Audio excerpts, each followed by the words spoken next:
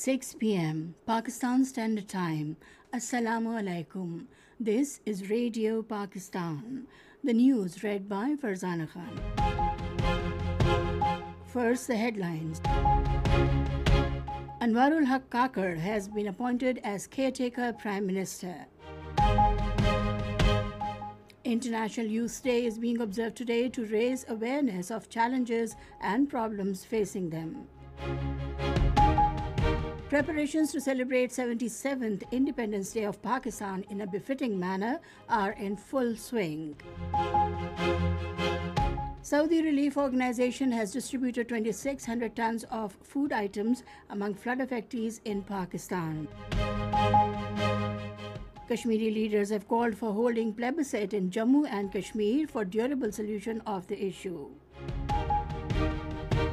Final of Asian Hockey Champions Trophy is to be played between Malaysia and India in Chennai today. And now the news in detail. President Dr. Arif Alvi has approved the appointment of Anwarul Haq Kakar as caretaker Prime Minister. The President approved the appointment under Article 224(1)(a) of the Constitution. Earlier, consensus was reached between Prime Minister Shehbaz Sharif and opposition leader Raja Riaz during talks in Islamabad today. According to the Prime Minister's office, the Prime Minister and the opposition leader jointly signed the advice and sent it to President Arif Alvi. Prime Minister Shehbaz Sharif thanked the opposition leader over his cooperation in the consultation process for nomination of the caretaker Prime Minister. Later, talking to the media persons, opposition leader Raja Riaz said the name of Anwarul Haq Kakar was proposed by him and the Prime Minister agreed to it. He said the main purpose was that the caretaker Prime Minister should be from a smaller province and a non-controversial personality. He said the aim was also to remove the sense of deprivation of small provinces. Responding to a question, Raja Riaz said that the caretaker Prime Minister is expected to take oath of office tomorrow. When asked about the caretaker cabinet, he said no discussion was held today on it, as the prerogative rests with the caretaker Prime Minister to finalize the names of the caretaker cabinet.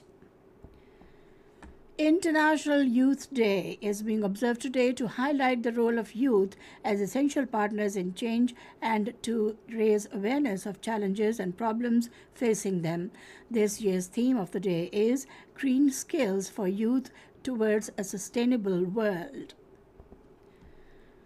Prime Minister Shehbaz Sharif has said the youth development is the guarantee of the development of Pakistan.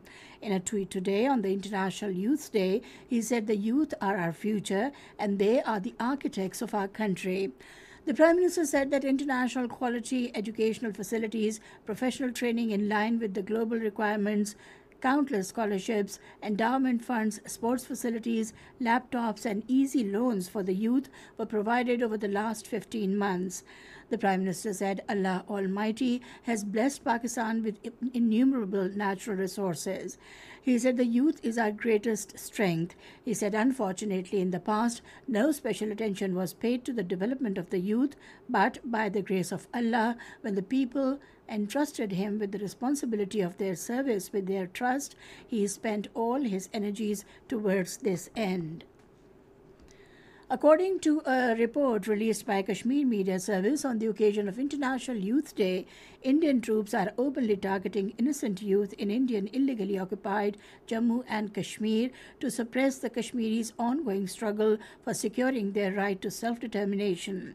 Indian forces personnel are brutally murdering Kashmiri youth for demanding their fundamental rights, including their inalienable right to self-determination as per the United Nations resolutions. The report said that the Indian troops had intensified extrajudicial killings of the Kashmiri youth since 5th of August 2019, when Narendra Modi-led Indian government repealed the special status of Indian illegally occupied Jammu and Kashmir and imposed military siege in the territory.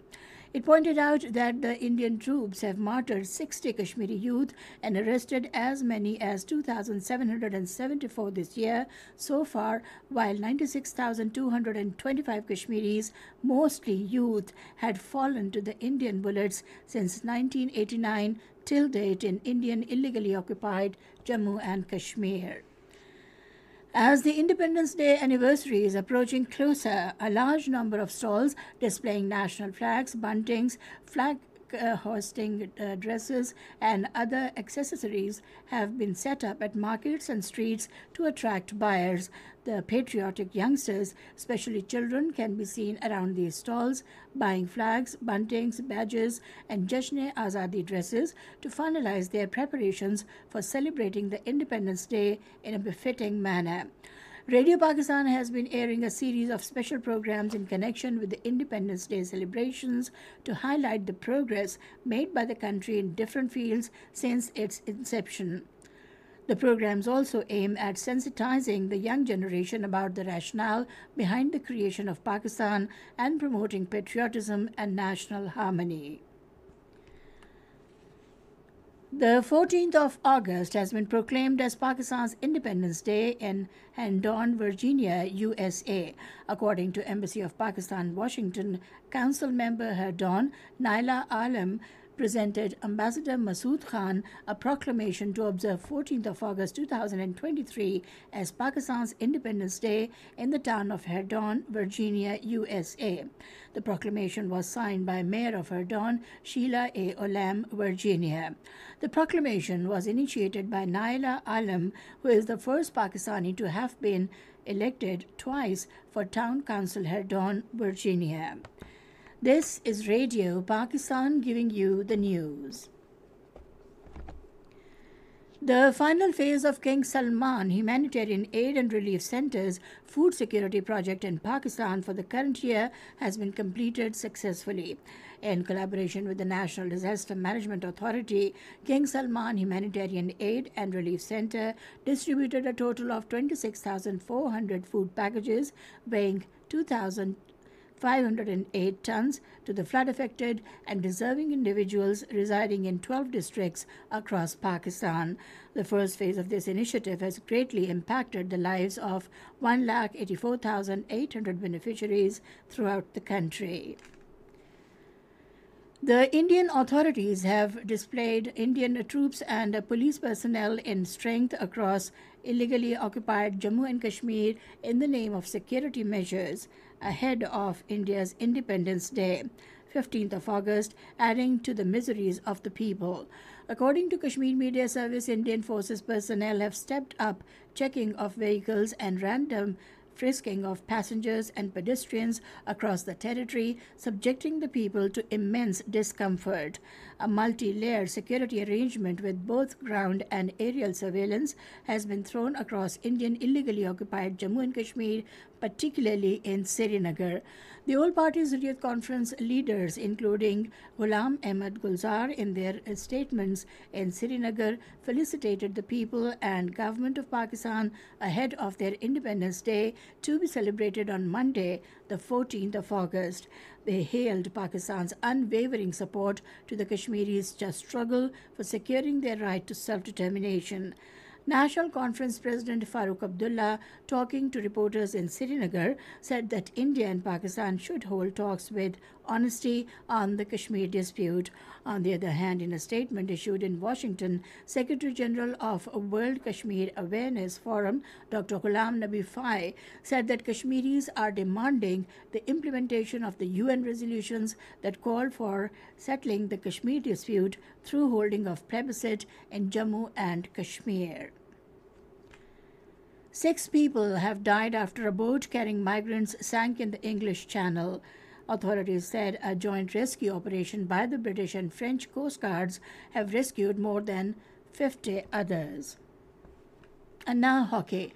The final of Asian Hockey Champions Trophy tournament will be played between Malaysia and India in Chennai at 8 p.m. today.